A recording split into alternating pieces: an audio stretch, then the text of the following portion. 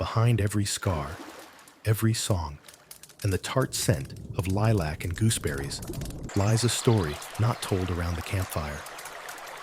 Today, we'll glimpse into the past of Geralt, Dandelion, and Yennefer, into those moments of silence and secret meetings that remained off the pages of grand legends. Tell us in the comments, what city are you from, and what time is it for you? And now, get comfortable. Picture a quiet evening in Toussaint, and let the story begin. Can you imagine Geralt of Rivia with a fishing rod? Not with a sword, not a crossbow, not a bottle of ale, but specifically a fishing rod. It sounds like the start of some incredible joke, doesn't it? The Witcher, whose life is an endless, exhausting series of monster battles, tangled intrigues, betrayals, and bloody, deadly skirmishes, suddenly frozen on the shore of a serene lake, holding not blades, not Witcher signs, but an ordinary bamboo pole with a line slightly bent with age and repaired more than once, yet still surprisingly reliable, like an old friend. But it is precisely this image, unusual and almost surreal to anyone familiar with his legend, that is the essence of our story today. Our journey into the depths of uncharacteristic peace. Today, we embark for Toussaint, that sun-drenched land of vineyards, generous wine, and flamboyant knightly deeds, to find something far rarer and more valuable than any ancient artifact, untold treasures, or even long-forgotten spells, to find a true moment of absolute, unblemished tranquility. And this isn't just a minute, it's an entire dimension where time flows differently, according to its own unhurried laws, where every sound acquires a special, deep meaning, and every gentle breeze carries not a threat, but only a tender promise of complete, profound peace that heals the soul.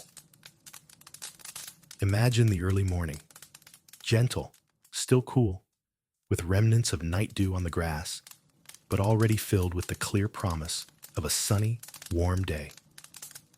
The air in Toussaint is always special, always infused with the recognizable sense of blooming vineyards, endless lavender fields, and the intoxicating spirit of centuries-old nightly legends that float above the land. But here, by this secluded lake, the air is different. It's fresh, crystal clear, imbued with the aromas of damp earth after the night fog, barely unfurled young buds on drooping willows, and something subtly sweet, perhaps wild jasmine generously clinging to old, mighty oaks on the shore, or the faint, tart smell of wild mint, trodden by unseen forest creatures coming to drink. Somewhere there, nestled among emerald hills, hidden from the curious eyes of travelers, in a secluded, lost hollow, lies this lake.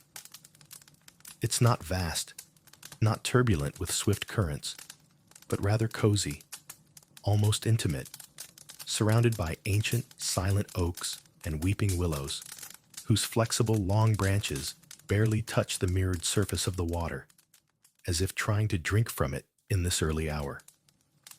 There are no luxurious castles on the shore, no bustling villages with their endless hustle and lively trade, not even well-trodden roads, only untouched nature in all its pristine, pure beauty, capable of captivating even the most cynical and world-weary pragmatist.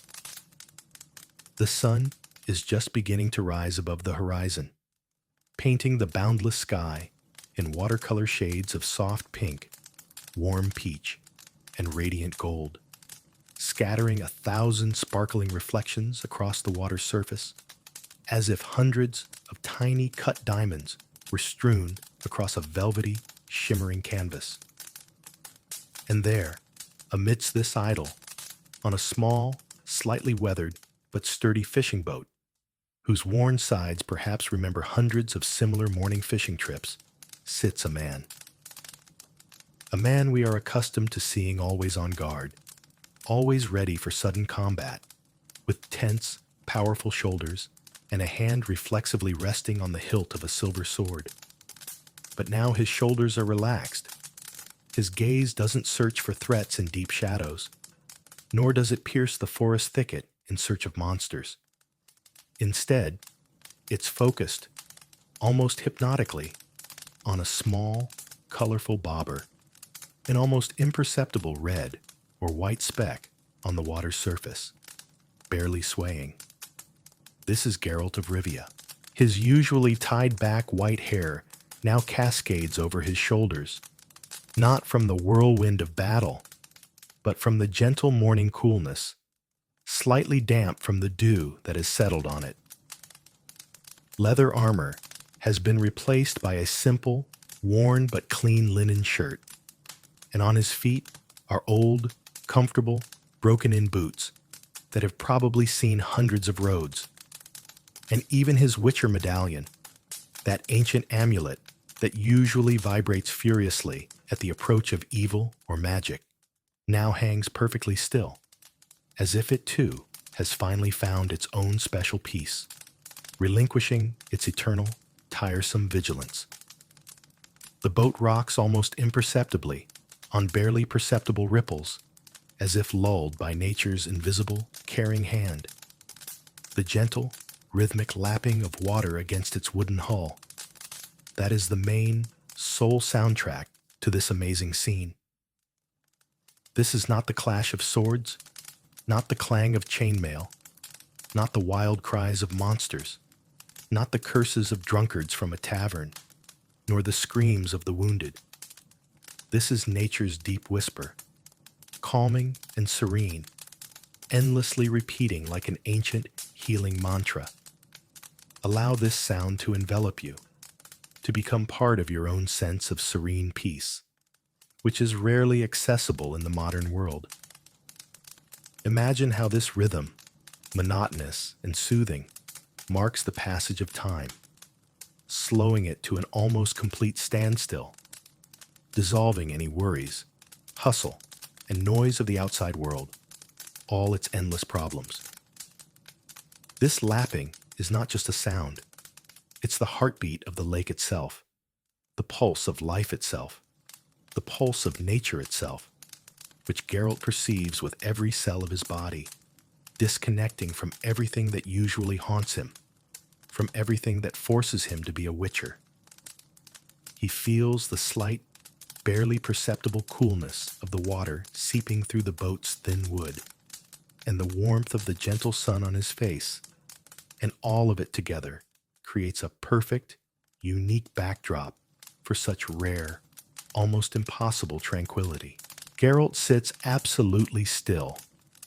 His hands hold the rod firmly, but without excessive tension, feeling its light, barely perceptible vibration. He isn't thinking of Ciri, isn't reminiscing about Yennefer or Triss, isn't replaying the details of his last dangerous contract, isn't planning his next arduous route.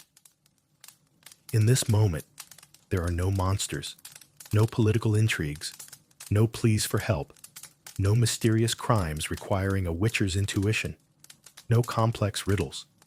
There is only him, the cozy boat, the old fishing rod, and the boundless lake. And this feeling of emptiness, not of desolation, but rather of being filled with pure existence, becomes for him something akin to a deep, almost sacred meditation. It's a complete dissolution into the moment, an absolute here and now, where past and future lose their meaning. His Witcher senses, usually heightened to an extreme and geared towards detecting danger, are now attuned to an entirely different frequency, to perceiving nature's subtlest nuances, to its silent dialogue with itself, which he is finally able to hear. Do you hear it? A barely audible, almost imperceptible splash of the line. Geralt has just cast his bait. He did it silently, with calibrated precision, with a dexterity that any seasoned fisherman would envy. Though, admittedly, For a witcher, this activity is highly untypical and even surprising. A sound that in ordinary life would go completely unnoticed, lost in street noise. Here, in this deep, almost absolute silence, acquires special significance, becoming a vivid event, marking a new cycle of waiting. It breaks the silence for only one short, fleeting moment, only to immediately give way to the calm that has reestablished itself, which now seems even deeper, richer, and more profound. This splash is like a thin thread connecting him to the world, but not the world of battles and suffering, but the world of simple earthly joys, a world that most people don't even notice in their daily hustle. Overlooking it, somewhere in the distance, high in the clear morning sky, bird calls can be heard. Perhaps it's a lone hawk circling over the expansive forest, scanning for prey, its sharp, piercing cry cutting through the silence but not disturbing it, merely emphasizing its depth. Or perhaps it's a songbird somewhere in the thick bushes on the shore calling to its mate, its clear, ringing trill, a pure, untainted embodiment of life's joy, of harmony. These sounds do not disrupt the overall harmony. On the contrary, they complement it, becoming an organic part of this natural, silent orchestra. They remind him that life continues, flowing on its own course.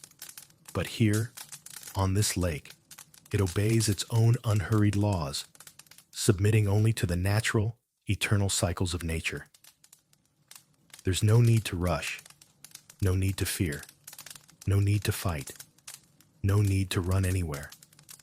There is only this moment, to be absorbed by every cell of your body, allowing it to fill you to the brim, to the depths of your soul.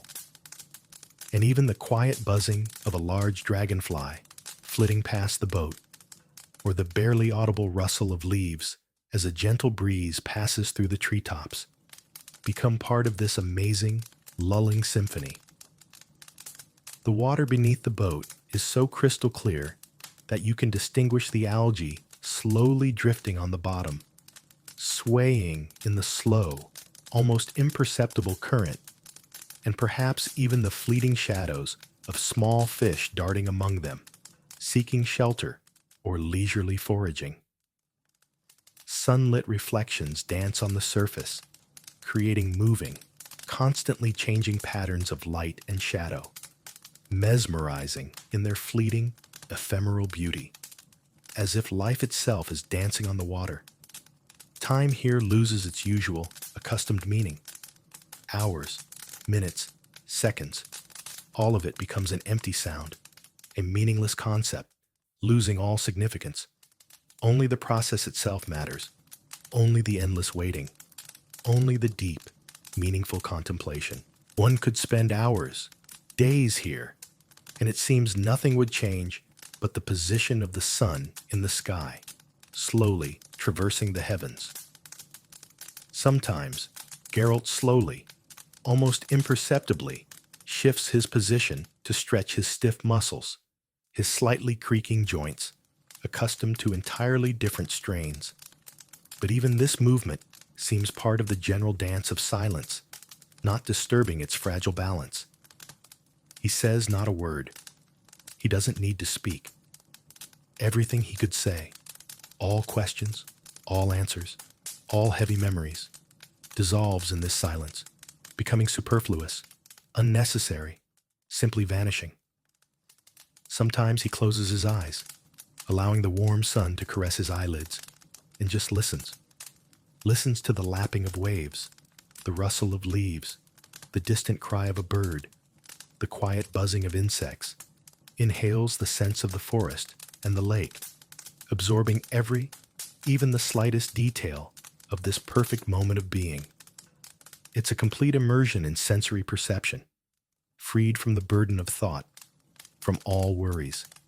How often could the Witcher afford such a luxury? Almost never.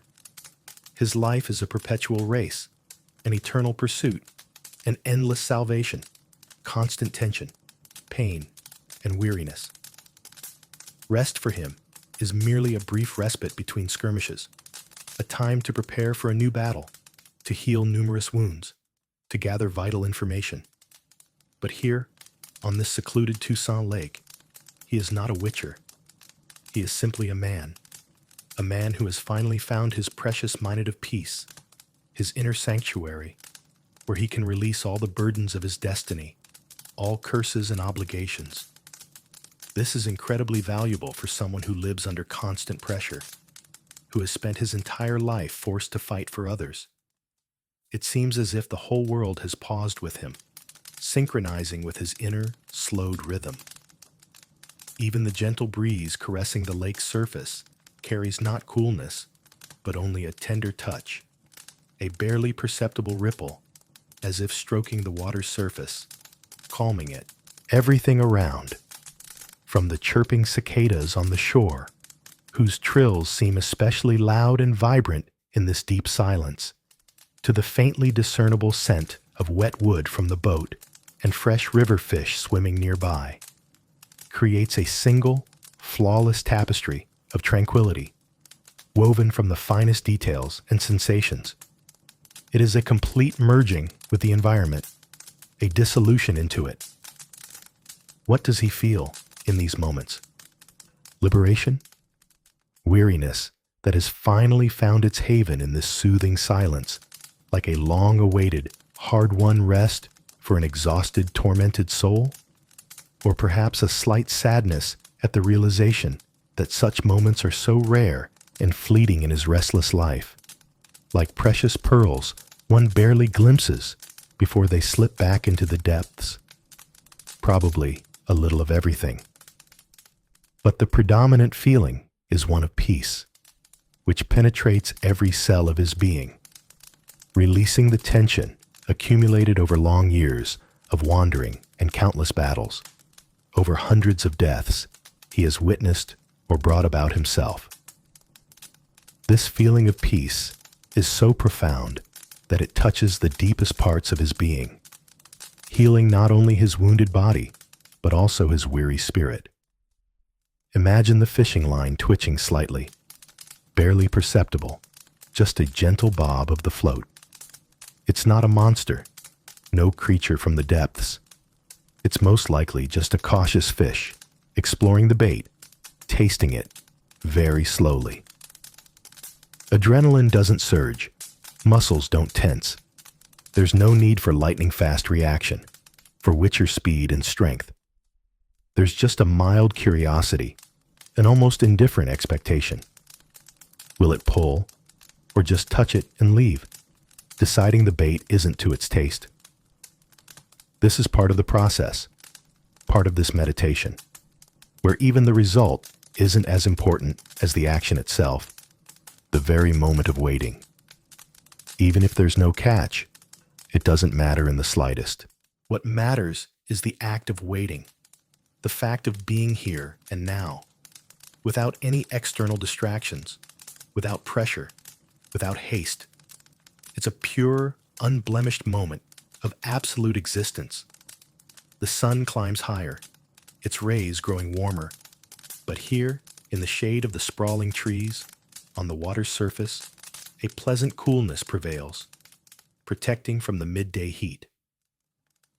Toussaint, this land of abundance and beauty, where knightly deeds and generous wines await you at every turn, reveals its most secluded, intimate corners, offering the weary traveler not lavish feasts and grand tournaments, but precisely this quiet, isolated refuge, hidden from view.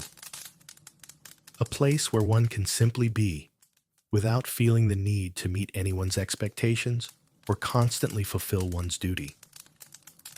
For Geralt, accustomed to constant tension, to always being on guard, to making instantaneous life or death decisions, such rest is not merely physical relaxation.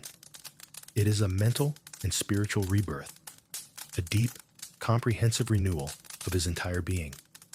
It is an opportunity to momentarily release all his duties, his role, his destiny, and simply allow himself to be. silent, focused, real, stripped of all the layers that society, his profession, and curses have imposed upon him, making him the White Wolf, the Witcher. He is not a Witcher. He is simply a man, enjoying the moment we, the viewers, accustomed to the dynamics and action in Witcher stories, might even feel awkward at such unaccustomed silence, at such a lack of action, at this stillness. It seems to us that something must happen, that the scene should explode with something unexpected at any moment. A drowner should leap from the depths, or a lurking bandit from the lakeside bushes, or, at the very least, some seductive sorceress should swim up to him to disturb this long-awaited peace. But no, nothing of the sort exists here. And in that lies the main, unique charm of this moment. In its simplicity, in its untouchedness, in its absolute lack of drama, in its quiet perfection. Sometimes, in such moments of complete peace, Geralt could even hear his own steady pulse, beating calmly and evenly, in unison with the soft lapping of waves against the boat's hull. He feels his blood slowly, but surely, flowing through his veins, how his breath becomes deep and even, filling his lungs to the brim. Each inhale is a portion of fresh, cool air, infused with the scent of the lake and the forest, Toussaint's pure energy pouring into him. Each exhale is a release of tension, old wounds, heavy memories, all the pain and weariness that has accumulated over decades. It is literally exhaling the past, finding liberation. This is not an escape from reality, not an attempt to hide from the world and its problems. It is rather a reinterpretation of it, a deep, intimate understanding. An understanding that even in a life full of dangers and difficulties, there must always be a place for such moments of absolute healing peace. To simply exist without any goal, without any need for heroic deeds, without any external stimuli, without the obligation to save or kill anyone, just to sit, absorbing the beauty of the world, allowing it to heal, to restore strength. It's like learning to breathe fully again, to live life to the fullest, to feel alive once more. The bobber twitched again, barely noticeable, and this time it dipped slightly, but confidently, under the water, pulling a little to the side, then stilling. Geralt slowly, smoothly lifts the rod, not with a sharp movement, not with a jerk that could frighten the catch or disturb the reigning silence.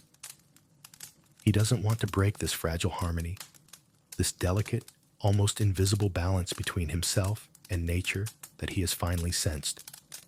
There is resistance on the other end of the line, not strong, but palpable, alive, struggling, full of energy.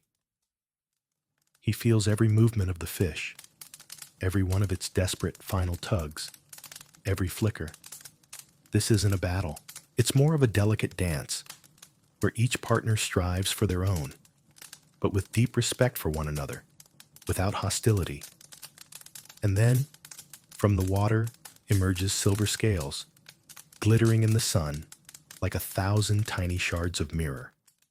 A small, but very beautiful, healthy fish, trembling in the air, full of life. Geralt carefully, tenderly, almost with paternal care, pulls it towards the boat. In his movements, there is no trace of cruelty, no desire to kill, no hunter's greed. There is only a deep respect for life, even the smallest, for this creature that is only momentarily torn from its element. He gently removes the fish from the hook, his fingers habitually and skillfully managing the task without harming it, casts a gaze at it full of something akin to reverence, to wonder at the miracle of life, and then, with the same delicacy with which he pulled it out, releases it back into the lake.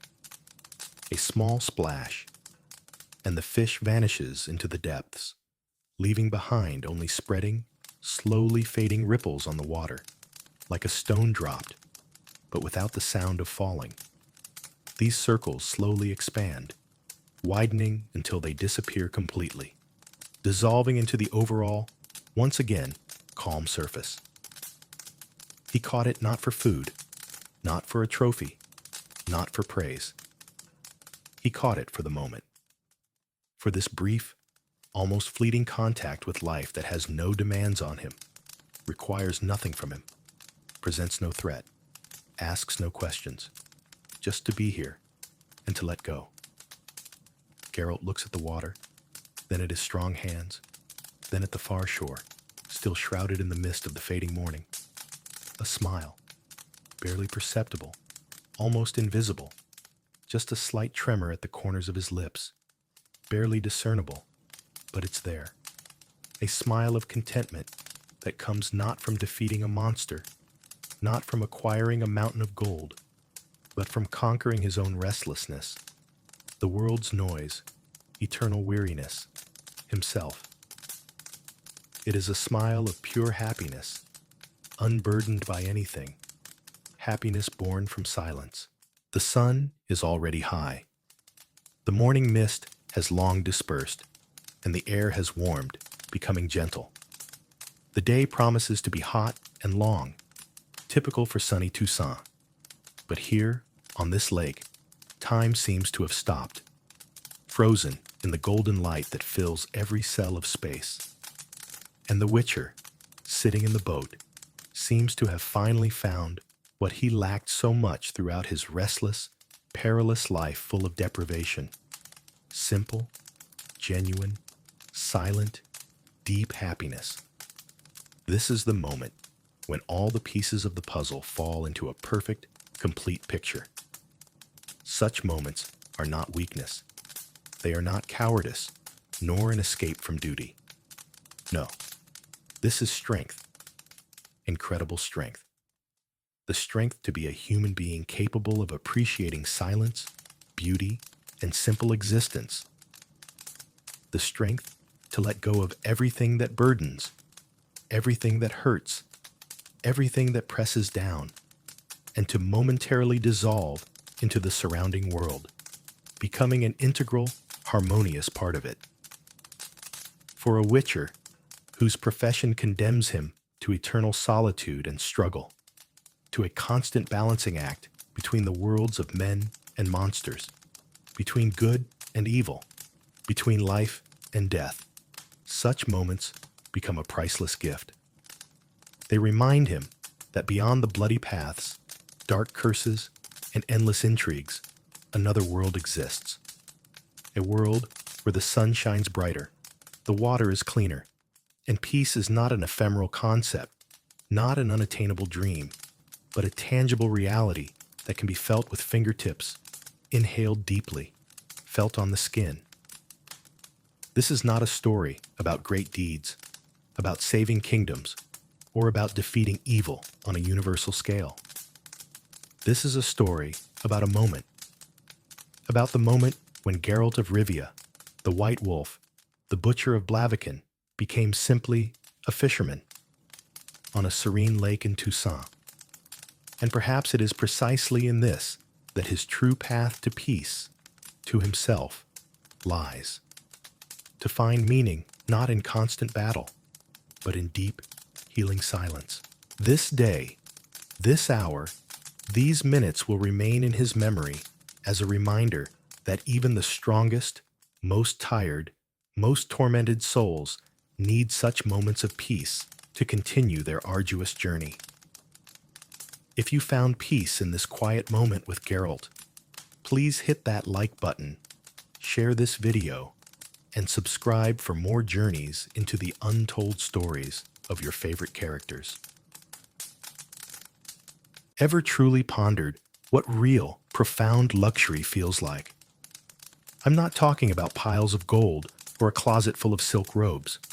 No, I mean those rare moments when time itself seems to just melt away, and your very soul is utterly drenched in a profound, deep tranquility. If, like me, you find yourself drawn to quiet adventures and truly profound sensations over the usual clamor and noise, then welcome, my friend. Welcome to Toussaint. Today, we're taking a journey right into the heart of this sun-kissed duchy to share a beautifully unhurried afternoon with none other than Dandelion, one of the continent's most celebrated bards, right here in a sprawling vineyard. Forget the clanging of nightly tournaments and the roar of monsters. Our sole quest today is for pure, unadulterated bliss. The Toussaint sun, gentle but persistent, had long since passed its highest point, casting those lovely long shadows from the verdant grapevines. The air above the warm earth practically shimmered with a lazy kind of heat, carrying with it the delightful fragrances of freshly mown grass, some faraway blossoms, and that faint, almost intoxicating whisper of ripening grapes. It was the kind of hour when all of nature appeared to simply hold its breath, savoring the blissful anticipation of the evening's eventual cool embrace. And there he was, Dandelion himself, quite comfortably settled back on a plump cushion, nestled deep within the welcome shade of an ancient, sprawling olive tree. This tree, mind you, stood right in the very heart of one of Toussaint's most esteemed vineyards. His trusty lute, ever his constant companion, lay peacefully beside him, looking as though it too had decided to take a much-needed break from the endless stream of ballads and sonnets. On the small table before him, crystal glasses, catching the sunlight in dazzling flashes, and a few bottles of wine, already uncorked, just waiting to reveal their hidden secrets. Now, I know what you're probably thinking. You're used to seeing Dandelion right in the thick of things, sword, or more accurately, quill, at the ready, singing tales of heroic exploits and dramatic love affairs. But it's in these quiet moments that he truly embodies his purest self. A poet, yes, but also a philosopher. A man with an uncanny knack for finding incredible beauty in the simplest, most everyday things. His gaze drifted slowly across the seemingly endless rows of vines, stretching out to the very edge of the horizon, dissolving into a soft, hazy blur. Somewhere in the distance, barely a hum, the bees were diligently buzzing, thoroughly absorbed in their crucial work, gathering nectar to transform into something just as precious as the finest wine, honey. That low, steady, almost monotonous sound formed the absolute perfect backdrop for a complete immersion in this atmosphere of profound serenity. Dandelion slowly raised the first glass. An amber-colored wine shimmered within it, almost translucent in the warm light. He swirled it ever so gently, and tiny golden glints danced along the sides like miniature suns. The very first impression, the one that really hits you, is its undeniable purity, promising a taste that would be light and beautifully fresh. He brought the glass closer to his nose. "Ah, Toussaint, Toussaint," Dandelion whispered, his voice dropping to that low, velvety tone it takes on when the poet is truly, utterly captivated. What is this? A tender breeze, the sweet scent of peaches, picked fresh from the branch? And then, yes, those notes of almond, so subtle, almost imperceptible. He closed his eyes, drawing in this exquisite bouquet, as if trying to forever etch it into his memory, to preserve it for future verses. This wasn't just some drink. It was a symphony of aromas, each note telling a story of a hot summer and a wonderfully generous land. The first sip was a slow, deliberate affair. The wine spread unhurriedly across his tongue, unfolding gradually layer by glorious layer. First, a delicate tartness, wonderfully refreshing and invigorating, much like the cool, dewy morning air. Then, a gentle sweetness, never cloying, but rather soft, reminiscent of a perfectly ripe nectarine. And on the finish, a barely discernible bitterness, leaving behind a truly pleasant, lingering aftertaste. Exquisite, he breathed, opening his eyes. It dances on the tongue, like a young maiden at a spring ball. So light, so lively, brimming with a delightful energy, absolutely perfect for a day such as this. He took another sip, letting the wine really linger in his mouth, determined to capture every single note, every subtle nuance. It genuinely seemed as though every single glass of wine in Toussaint was a masterpiece, truly worthy of the most meticulous study. The soft clink of the glass, placed back onto the table, sounded pure and melodious, gracefully dissolving into the surrounding silence. The tension that had accumulated over long months of arduous wandering and countless adventures simply melted away, like sugar dissolving in warm wine. Here, in this haven, there was absolutely no room for worries or dangers, only boundless tranquility and unending beauty. Dandelion propped his head in his hand, his gaze becoming wonderfully dreamy. He was in no rush whatsoever to move on to the next sample. For true pleasure, he knew, wasn't about quantity, but about profound quality, about the precious ability to savor every single drop, every fleeting moment. And Dandelion, more than anyone I've ever met, truly knew how to do this. He was, without a doubt, a master of life, its most subtle and appreciative connoisseur. A few minutes later, once the lingering aftertaste of the first wine had completely faded, leaving behind only the most pleasant memories, Dandelion slowly reached for the second glass.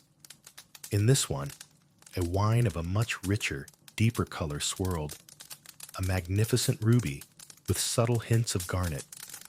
"This one is far more serious, isn't it?" he murmured, narrowing his eyes slightly. It possessed the exact color of a sunset over the Toussaint hills, when the entire sky burns with every conceivable shade of red and orange. The aroma of this particular wine no longer held that earlier lightness. Instead, there were distinct notes of blackcurrant, perhaps ripe cherry, and even a faint suggestion of leather or fine tobacco. It was a more mature, far more complex aroma, promising a deep, multifaceted revelation. This wine, without a doubt, felt destined for more contemplative moments, for hushed conversations by a crackling fireplace.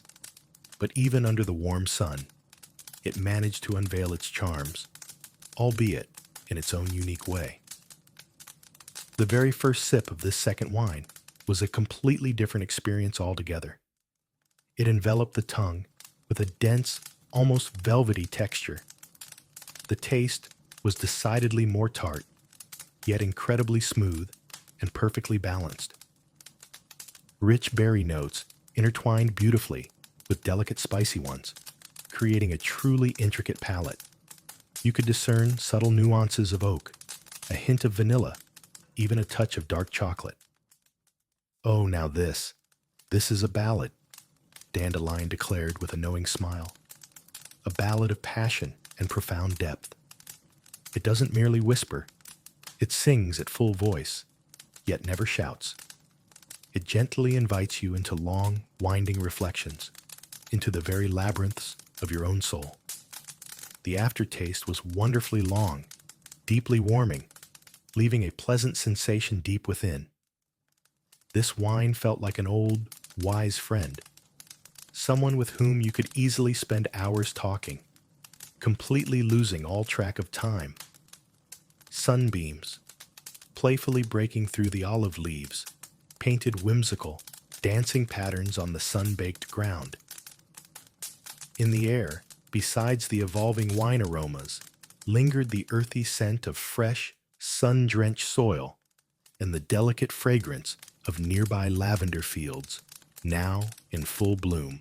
These various scents mingled, weaving together to create a truly unique bouquet that could only ever be experienced right here in Toussaint. Somewhere in the distance, beyond the rolling hills, the majestic outline of white-walled Beauclair Castle was visible, rising proudly above the valley. Its ancient walls seemed not merely constructed of stone, but rather an intrinsic part of the very earth itself, as if it had simply grown from it, just like these very vineyards. And all of it, every tiny sound, every subtle aroma, every single detail of the sweeping landscape, seamlessly wove together into a singular, breathtaking picture of absolute harmony. Dandelion leaned back even further, closing his eyes. For a good long while, he simply savored the profound silence, interrupted only by the gentle rustling of leaves and the soft, continuous buzzing of bees. In moments like these, he utterly forgot the constant hustle of the road, the eternal, sometimes exhausting chase for inspiration, the capricious whims of noble ladies, and the countless dangers that seemed to lurk around every single corner. Here, nestled within this vineyard, he was simply a man, truly enjoying life in its glorious fullness. This was, in essence, a state of meditation, but not one that demanded intense focus. Rather, it was achieved through complete, unburdened relaxation. His soul, usually bursting with passions and overflowing with melodies, finally found a rare peace, like a calm lake mirroring a perfectly clear sky.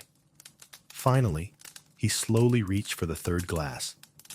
This wine was even darker, almost black, with deep, shimmering burgundy reflections.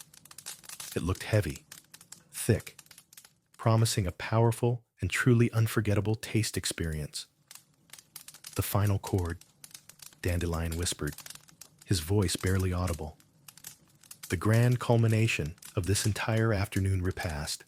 The aroma was incredibly rich, deeply complex.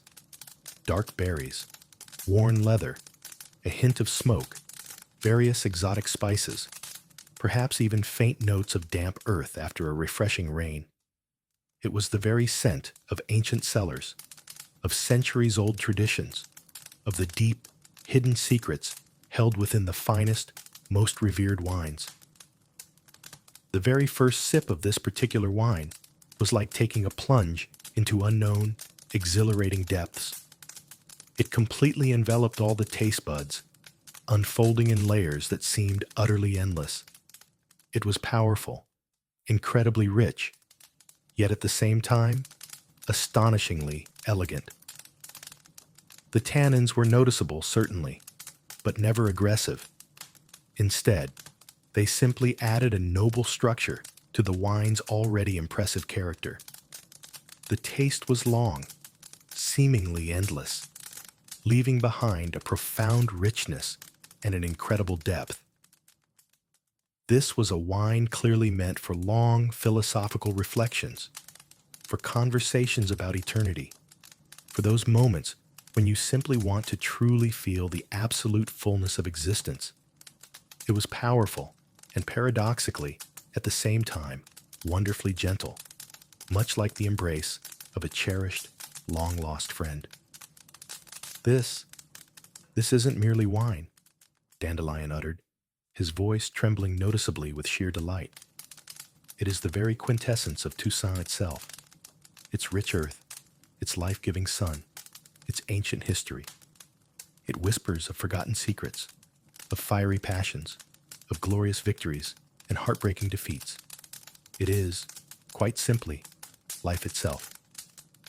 He took another sip, then another, savoring every single moment, allowing the wine to truly reveal all its profound secrets to him.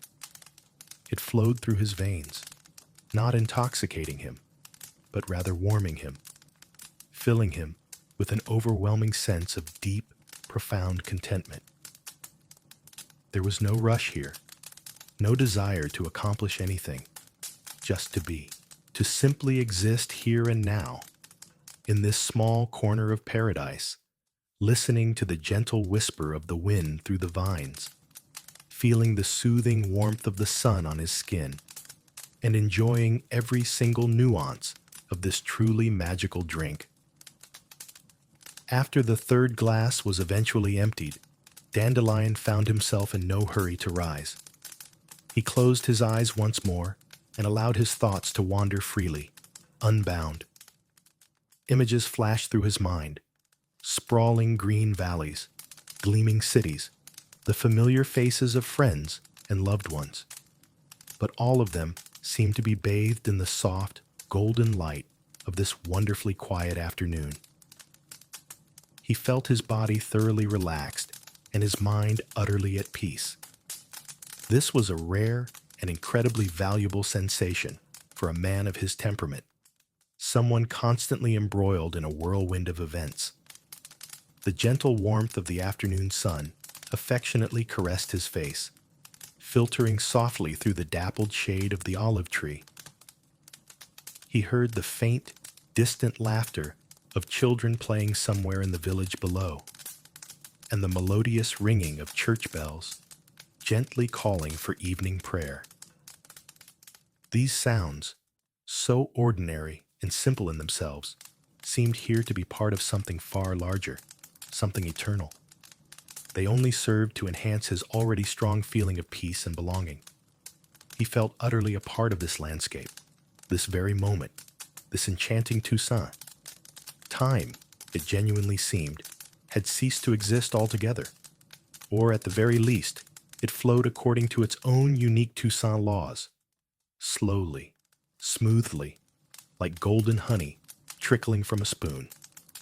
There were no looming deadlines, no pressing obligations, absolutely no rush whatsoever, just pure, unadulterated relaxation.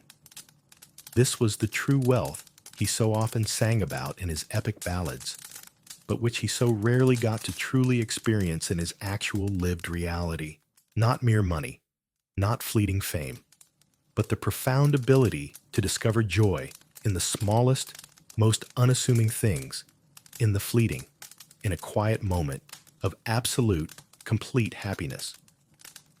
It is in moments precisely like these that Dandelion truly understood why Toussaint held such an undeniable allure for him.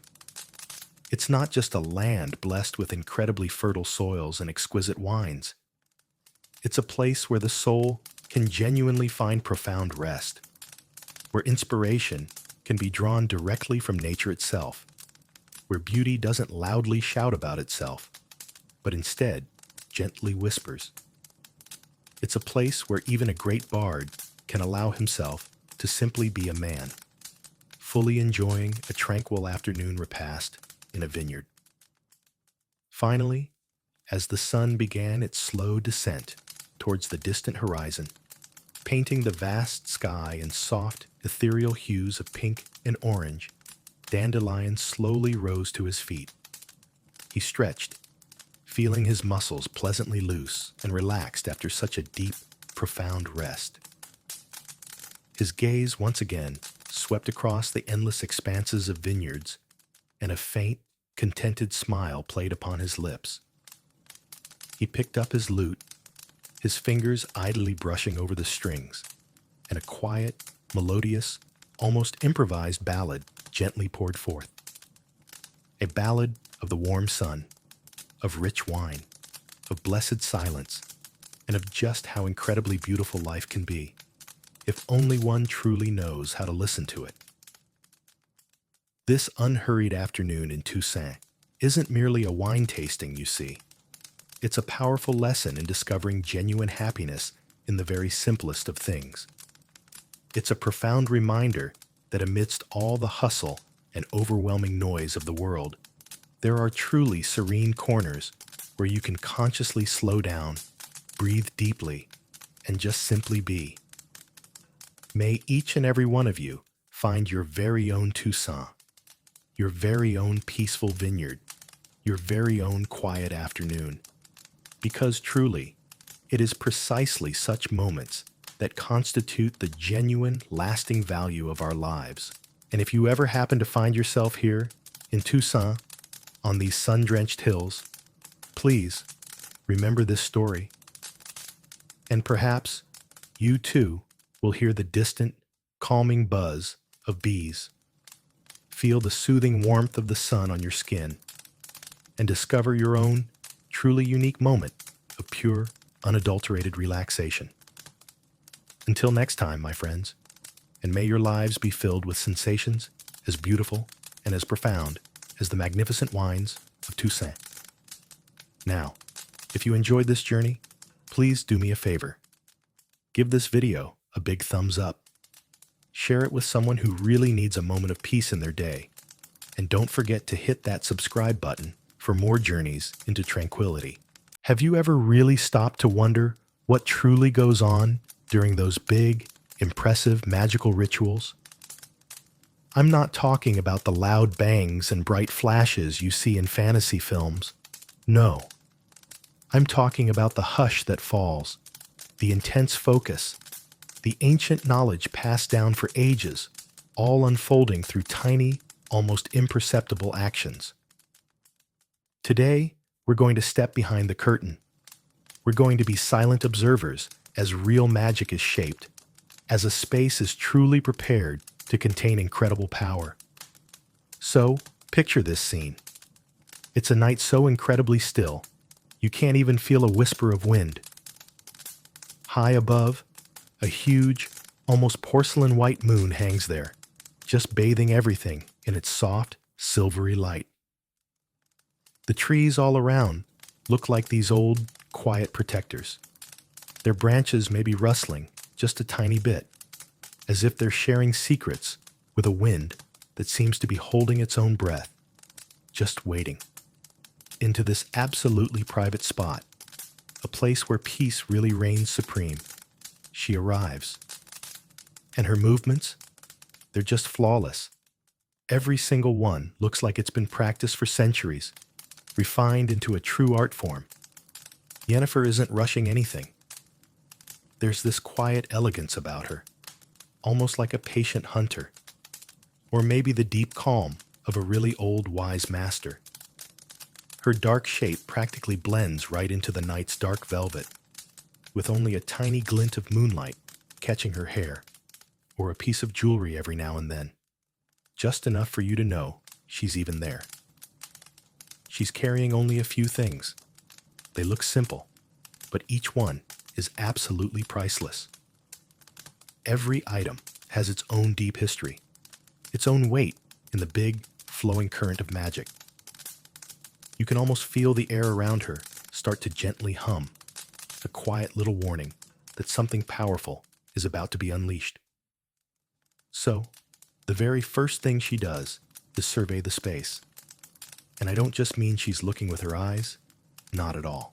It's like she's feeling, with every single part of her, how the energy here moves, where it's going, and what could potentially disrupt it. Her gaze just glides over the ground. She notices the bumpy parts, the stones poking out, the way the shadows stretch from the trees. She's not looking for some already ideal spot. She's actively creating it. Her hand hovers just above the earth, barely touching it, almost like she's feeling the planet's very heartbeat. Only after this calm, thorough exploration is complete does she finally begin to take out her tools. Out of a velvet pouch, one that feels soft and worn from ages of use, still holding on to the faint smell of old herbs and hushed secrets, she takes out the key ingredient for her circle. It's ground silver. And I need to be clear, this isn't just some rough powder you'd find anywhere. No, this is the absolute finest dust, and it catches the moonlight in literally thousands of tiny, shimmering specks. It's definitely not just ordinary silver either. This particular stuff has been purified, charged, and blessed through rituals that are so incredibly long and intricate, you'd probably have a hard time even picturing them. Every single grain of it holds the energy of purity, protection, and unbelievably strong magical conductivity. Honestly, it almost looks like it's pulsing with its own faint light, just alive and incredibly ready for its big purpose. So now, Yennefer begins her incredibly careful work. Every single move is slow, perfectly measured. She starts by sketching out a boundary, one you can't even see yet, basically setting the scene for the full circle that's about to appear. This isn't just a simple line drawn on the dirt. No, it's more like an invisible pathway, a channel for energy that will truly define this sacred area. Then, she takes a tiny little pinch of that silver dust, letting it float, almost without weight, right from her fingertips. It doesn't look like just powder falling. It genuinely feels like light, somehow trapped in solid form, settling onto the ground in this delicate, shimmering line. And then, she really starts drawing the actual circle. And let me tell you, this isn't just some basic ring. Oh no, this is a massive, incredibly complex structure. Every single move of her hand, every stroke she makes, is done with the kind of precision you'd only expect from an ancient master artisan. She slowly guides her hand across the ground, almost like a dancer with a partner you can't quite see, leaving this astonishing, shimmering silver path behind her. This wasn't just drawing a picture, it was a pure act of creation, with every single grain of that powder totally infused with her intention and raw, untamed power. Under the moonlight, that silver line against the dark earth looks completely otherworldly, like something sketched by a truly divine hand. It just drinks up the moonlight, creating this soft, gently pulsing halo all around itself. All you can pick up is this faint, barely there whisper as those tiny silver particles softly touch the earth. It's the sound of pure concentration, the sound of magic beginning to stir. Inch by painstaking inch, Yennefer moves around the very center of the future ritual area. Her eyes are absolutely fixed on that line, her mind completely absorbed in this moment. Nothing else even exists right now except the circle, the moonlit night, and the incredible power starting to build up around her. You can practically feel a fine, unseen current of energy extending right from her fingertips, soaking into the silver dust, literally rooting it to the ground. She's not just drawing a pretty picture, she's carving out a real pathway, creating a clear border between our everyday world and whatever is waiting beyond it. The line between the mundane and the truly extraordinary. That silver line keeps growing, transforming from just a simple outline into something much more detailed, much more powerful. It begins to weave in inner runes, symbols for protection and calling forth, all carefully designed to guide and focus the magic. Every single curve, every angle, even the tiniest little detail, is placed with perfect, absolute precision. In a ritual of this magnitude, there's absolutely no room for errors. Time itself just seems to vanish. Minutes could be ticking by, maybe even hours. But for Yennefer, they're just quick blips, completely lost in her intense focus. Her breathing? It's deep and really steady, almost becoming a beat for the whole process, as she breathes in and out the energy now swirling all around her. Her hands are absolutely rock solid, not even a tiny shake, even when she's leaning down low to trace the most microscopic, incredibly detailed designs in the silver. Her shadow, cast by the moon, stretches out, huge and unmoving, like an old, quiet guardian. The shimmering silver dust, and then this soft breeze, just seems to appear out of nowhere and then instantly fades away, almost as if the entire cosmos is holding its breath, just waiting. Once the main structure of the circle is finally finished, that means those really powerful outer edges and the unbelievably detailed, intricate inner runes that now create an energetic maze for the magic. Yennefer moves on to the next step.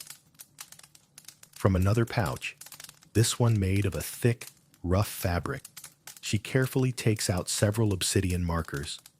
And trust me, these are anything but regular stones.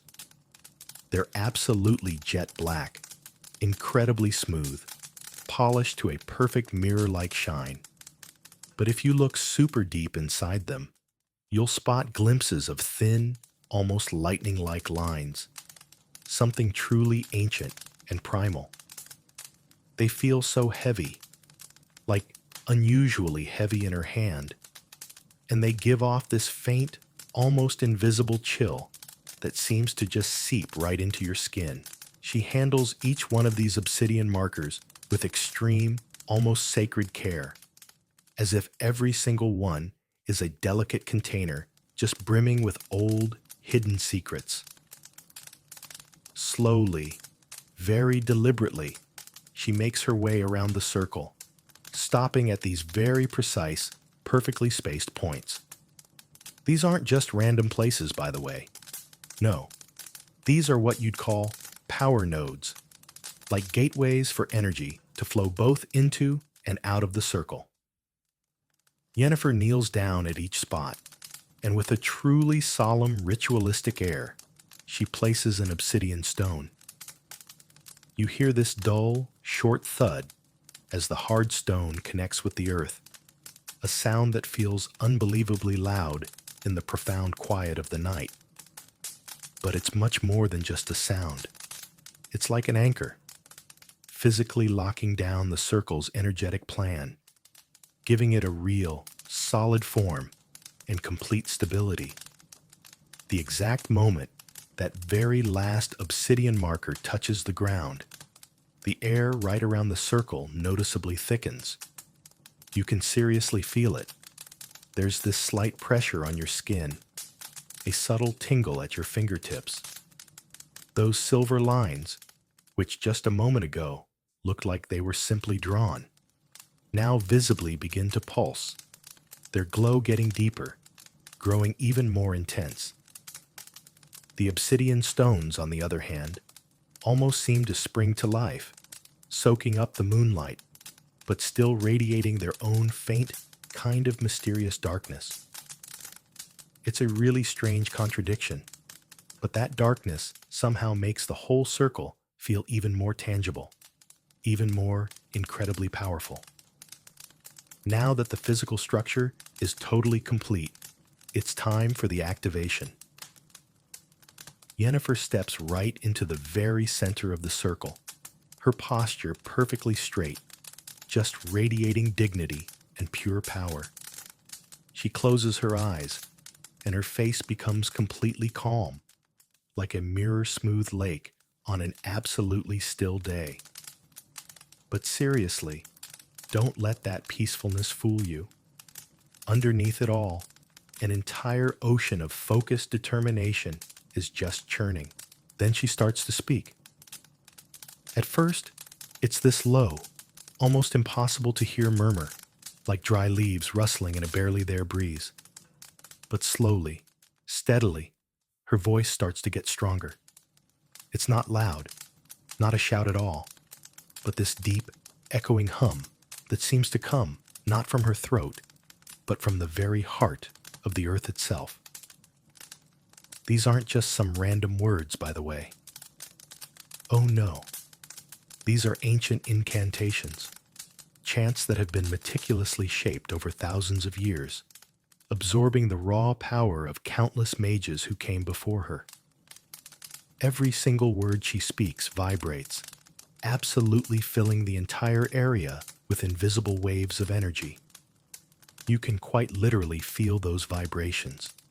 They cut right through the air, sink deep into the earth, and even hum inside you. It's like a huge, low-pitched pipe organ playing the absolute oldest melody known to humankind.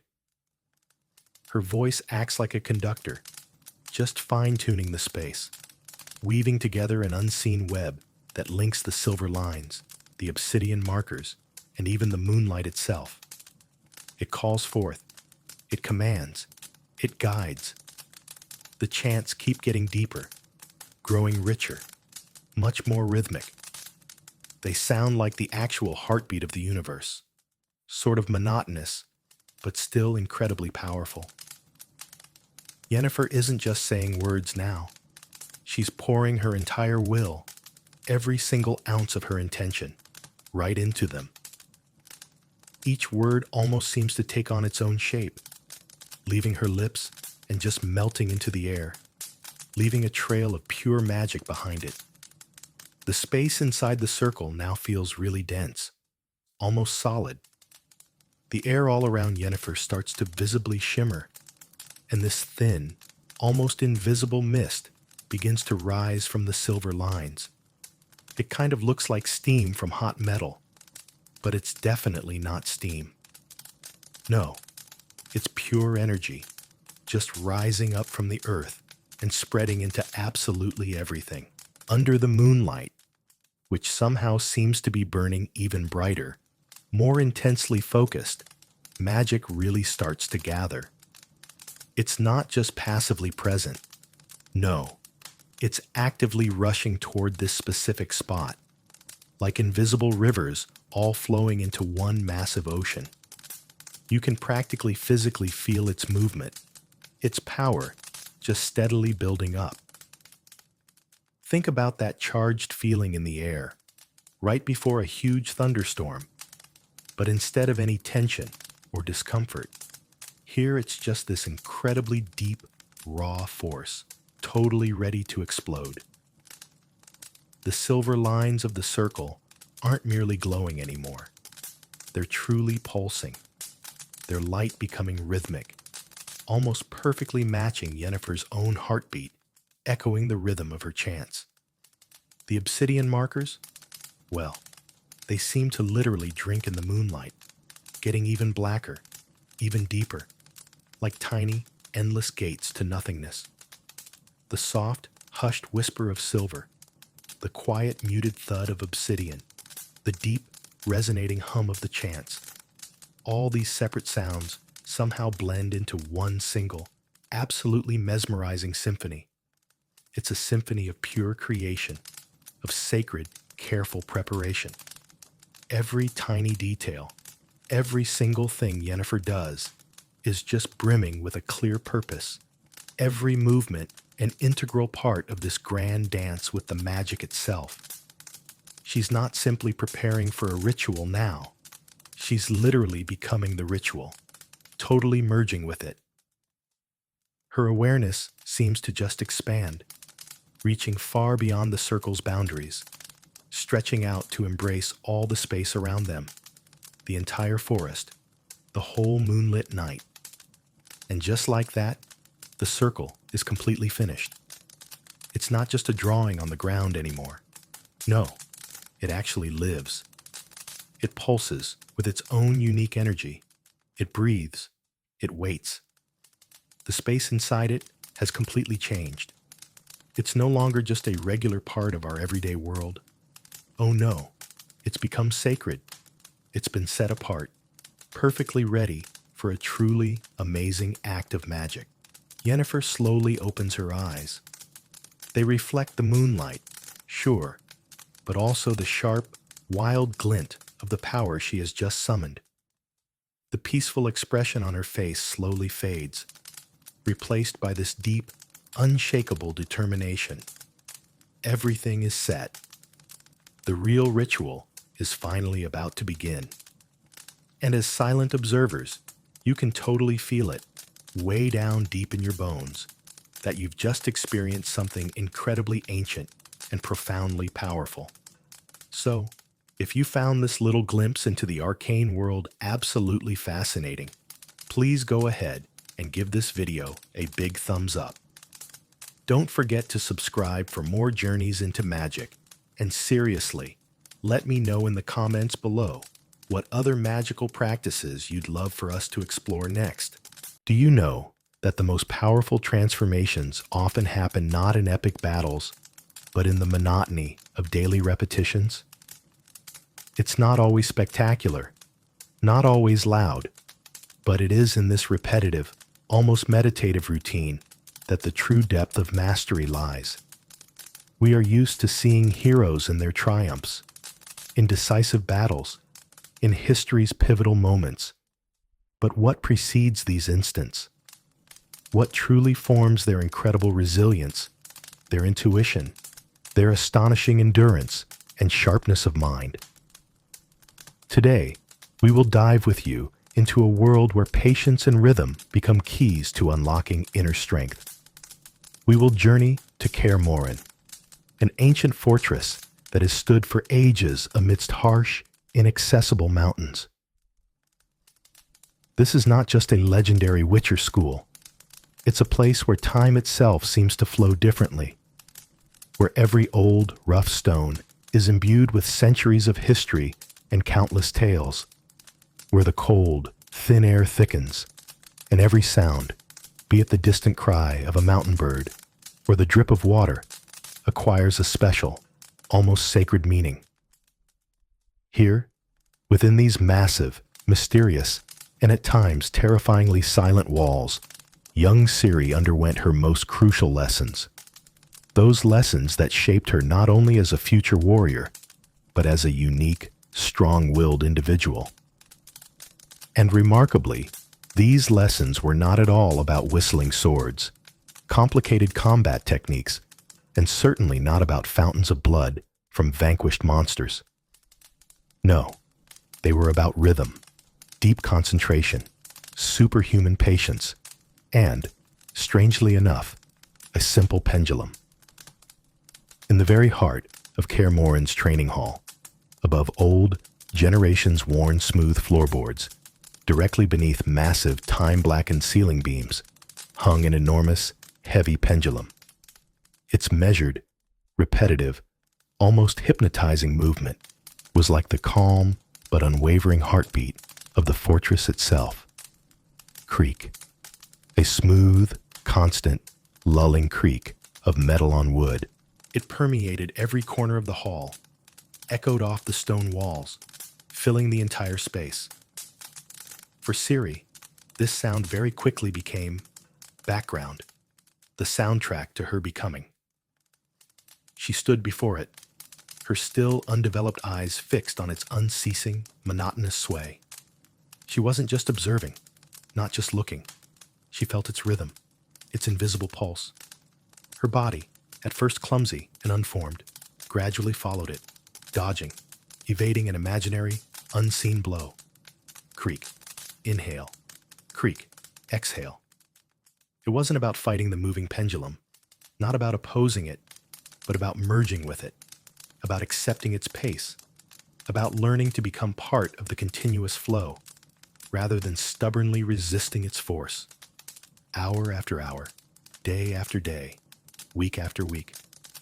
Only her, this silent but so eloquent pendulum, and its constant, hypnotizing, almost meditative creak. This sound penetrated deep, very deep. It seemed to calm a turbulent mind, cutting away all unnecessary, distracting thoughts, leaving only a pure, clear awareness of the moment.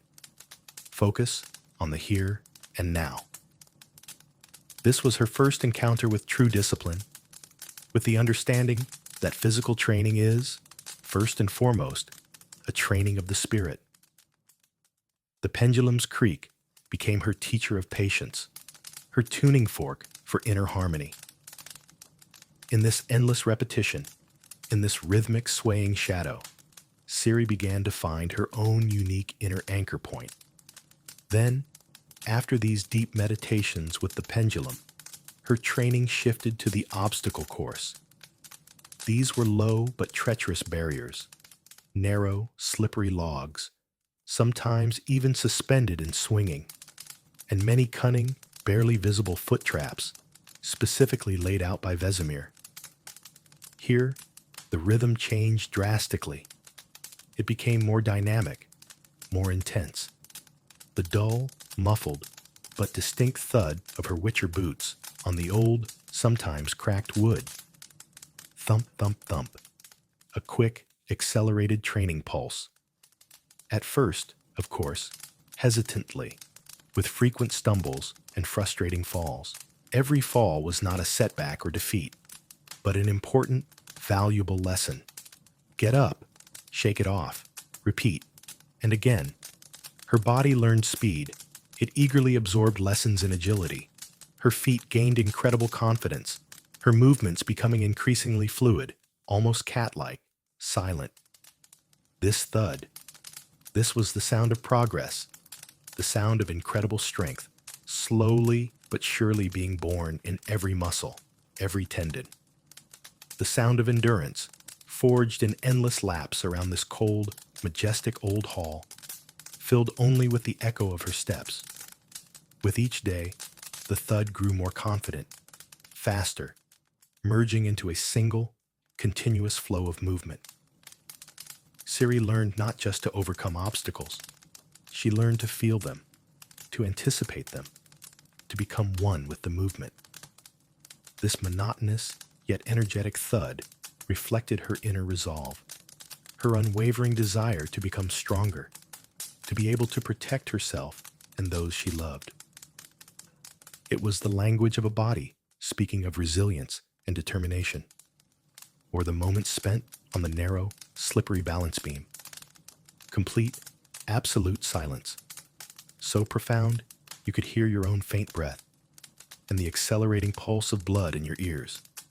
Balance is not just, or even primarily, about physical equilibrium, though it certainly plays a huge role. It's the balance of mind and body, spirit and thought. One step, a long, measured pause. Another step, slowly, incredibly focused. No unnecessary movements, no uncontrolled noise, only intense inner concentration, absolute immersion in oneself. This was the very moment Ciri learned to listen to her own body, to understand its subtlest vibrations, its barely perceptible signals. The sensation of swaying, fighting gravity, then slow but sure stabilization. This was a true meditation in motion, a lesson in how to maintain an unruffled calm and crystal clarity of thought, even at the edge of an abyss, where one wrong step could lead to a fall. In this silence, filled only with her own consciousness, Ciri learned the essence of self-control, learning to trust her instincts and her inner voice. It was about control, not only over the body, but over raging emotions, over distracting thoughts, over fear and uncertainty. And then, a completely different silence. The silence of Kaer Morhen's library. The scent of old, almost crumbling paper, dust ingrained in every page, and the immense weight of ancient, forgotten knowledge. Vesemir, bent over a massive, heavy tome, his low, slightly hoarse voice explaining the intricacies of another monster's anatomy from the bestiary, or the peculiarities of using rare herbs for poisons and elixirs. This was a completely different form of training the mind, the faint, barely audible rustle of turning pages, a quiet, deep concentration as Ciri eagerly absorbed knowledge that could one day save her life or help her overcome danger. This wasn't just boring reading. It was a deep dive into a world of wisdom accumulated by countless generations of witchers, their experiences, their mistakes, and their victories.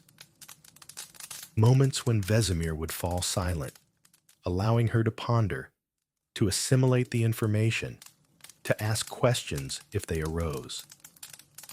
This silence was filled with the deepest respect for knowledge, for the student, for the process of learning.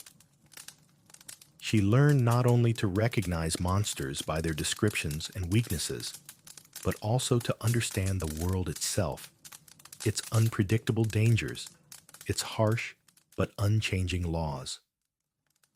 Lessons that shaped not only a potential warrior, but also a deep, thoughtful individual capable of analyzing and making complex decisions. In this silence of books, under Vesemir's watchful gaze, her mind, like her muscles, grew sharper, more resilient, more capable of critical thinking. These lessons at Kaer Morhen, they weren't spectacular. They weren't full of heroic, dramatic achievements worthy of ballads. They were monotonous, seemingly boring, endlessly repetitive. But it was in this monotony, in these endless, tireless repetitions, in this deep, almost meditative immersion in the process, that true, unadulterated mastery was born. In every measured creak of the pendulum, in every dull, confident thud of her boots on the wooden obstacle course, in every seemingly endless second of complete silence as she balanced on a thin log or delved into ancient dusty books, Ciri grew stronger.